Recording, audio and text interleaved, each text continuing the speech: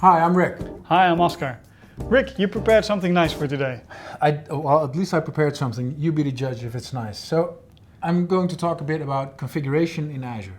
Okay, cool. Yeah, so when we started with configuration in Azure with app services and that kind of stuff, some time ago we used app settings, right?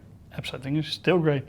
It's still great because if you have settings that are for your app, it goes in app settings. Yes, that's where you put it. I think that's where the name comes from. So you have connection strings and you have app settings. The cool thing is you have the settings right with your app. The downside is you have your settings right with your app. Because if you have multiple apps connecting to the same storage or maybe even using the same settings, you'll have to define them in every app. Yeah, in my experience you have two problems. You have the same settings in multiple apps because we're doing all microservices and stuff. And it's everywhere. And we have secrets. We don't want secrets there. Can you solve them today for me? You're too fast. Cool. So the first step to solve is having your settings everywhere. So currently in preview is Azure App Configuration. Okay. And Azure App Configuration is actually a service that is a centralized location for your settings for your applications.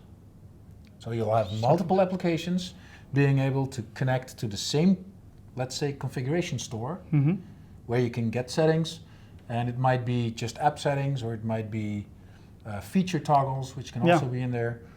So it's actually really a service to centrally manage application settings and feature flags. Yeah, not everything is a specific application settings. Sometimes you're doing A/B testing or whatever. So they've got specialized UI for the management of it. So app configuration, as it says here, for one, supports extensive querying. So it's a best practice to be able to split every environment you have to a different app configuration environment. But one app configuration can contain anything you'd like because you have this decent querying mechanisms to get your settings out. Okay, cool. So that's a good thing. So it's really good at holding your configuration. But as you said, we've got secrets as well. And we don't want secrets readable in either a management UI or in code or in configuration. Okay. So this is how you create a new app configuration, and actually the reason I had this in here is, notice anything funny? It's a small list of locations. We've got a lot of more. Preview. It's we see preview. this. Yeah, it's preview, so it's now in the most important, I think, or the most forthcoming Azure regions. It will be rolled out everywhere as soon as you set up an environment or a resource that's app configuration, and you hook them up to your apps. It has a connection string. It has some secrets to connect to it. But there you go again. You need secrets. It has secrets. So where do you store the secrets? Well, that's where Key Vault comes in. Okay. And I think we all know and love Key Vault because it's Key Vault. And you have your secrets all managed in one central location. You can go there for any secrets you have some code with the Key Vault client and just retrieve a secret. Connection strings, whatever. Yep. Good thing, it's all in one location. Yeah.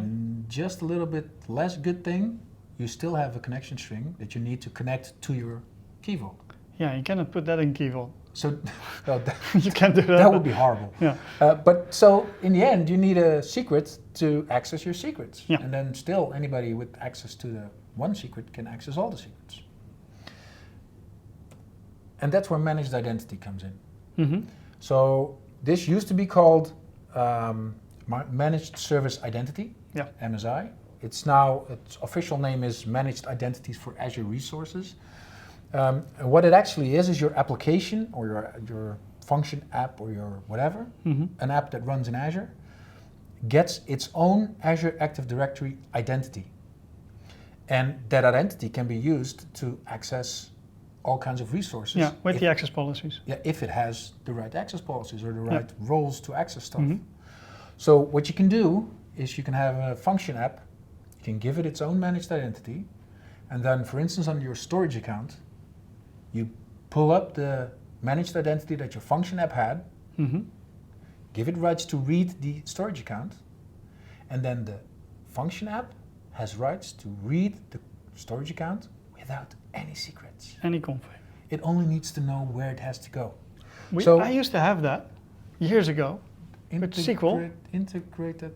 I didn't, So combining, for instance, Key Vault with managed identity, you can use this Key Vault reference that we have on screen right now, where actually in your app settings, you can have the value of your app setting be at Microsoft.keyvault and then a URI to the secret you would like to Because you retrieve. have that same thing. You're just allowed to read a secret. You set up, the policies are set up, so your application will just read that secret from that URL. Yeah. And I see that you have your My Vault, that's your Vault name. Yeah, this is one no, that it's I not learned yours. from the documentation Yeah. from Microsoft, but The secret name and a version, yes. because I recognize those. Yes, yes, and then it would be nice if in the future, I think they will build in that it will automatically take the, for instance, most recent version, A valid version. or that you can specify the version in a more user-friendly way or developer-friendly way. But for now, this But is in the way most to go. cases, this is already great. Sure.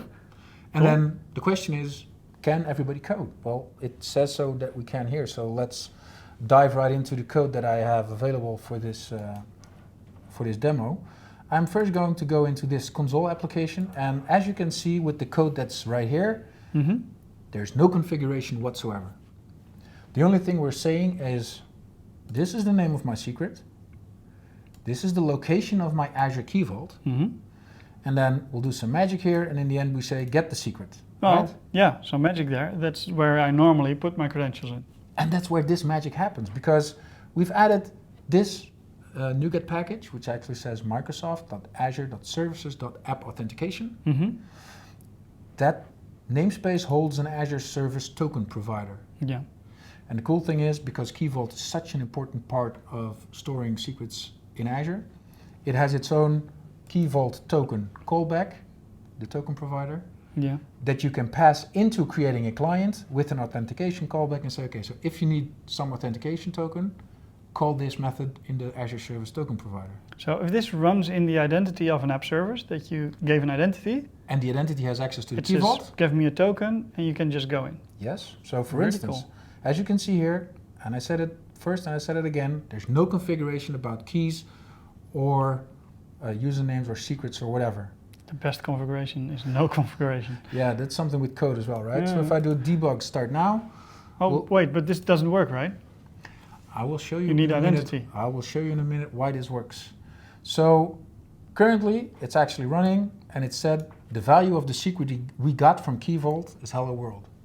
Okay. Now you'd say, dude, you have this identity, but where? Because This is Visual local. Studio. Yeah. You're not app service. I Cool. cannot right-click your computer with No. adding identity to it. True, but if you go into,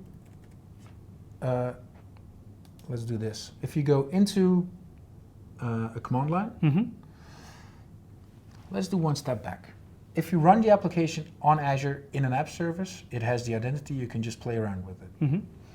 If you want to run it locally in an application that runs with its own UI, you can just press F5, and in Visual Studio you have Tools, Options, Azure Service Authentication, where you can choose the account you would like to use as your Azure account. Okay, this is the same account you use to go into the portal. Yes, So yes. Now, if I use this one and I do the AZ, which is short for the Azure CLI, and I do account, I'll get a list of whatever I can do with it. And as you can see, one of the things I can do with AZ account is say, give me a list of all my accounts. These are all the accounts connected to my user. to your user, yeah. How did I get here? By using AZ login. This tells the command line interface from Azure I would like to log in from command line into my Azure environment. As you can see, it goes to microsoft.com/device login, and then you need to enter this specific code. Yeah, I've seen that authentication before. Yeah, and then you're authenticated inside the command line, so you can run anything in the command line, and it will take your identity that you have right here. And this is, you don't need this if you're working in Visual Studio, but if you're doing command line or you're doing Visual Studio Code, you would use this one. Then you'll use this one.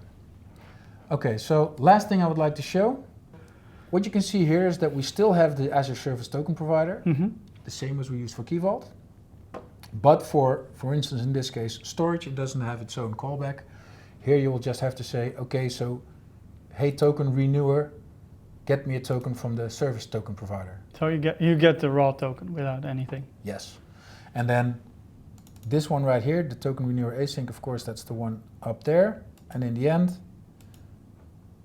it calls this one, which is actually some code I got online that's in the Microsoft documentation that you can use to, for in this case, storage.azure.com, have it automatically renew tokens as soon as it's about to expire. Okay. So here as well, there's no configuration, even in the using block up here, it's just collapsed because it's quite a few usages. You can see that we have the token credential, which creates it based on the token renewer async with the Azure Service Token Provider.